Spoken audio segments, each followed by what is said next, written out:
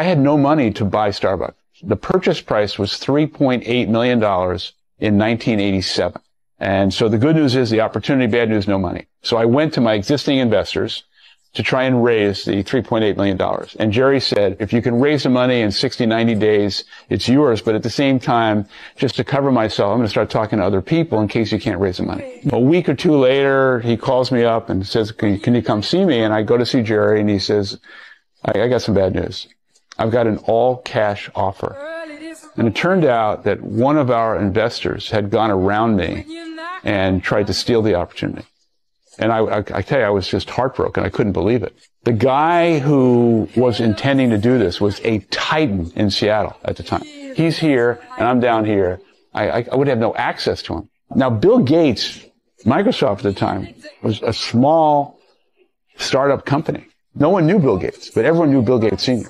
I walk in the office, I tell him the whole story, and he says, I'm just going to ask you two straight up questions. I was so nervous.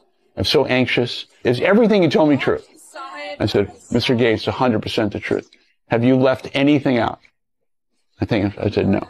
And he says, we're going to take a walk. I don't know where we're going. We take a walk across the street, literally, go up to the top floor.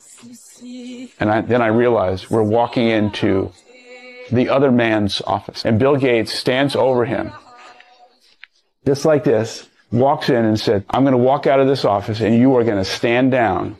And Howard Schultz and Starbucks Coffee are going to never hear from you again. Are we clear?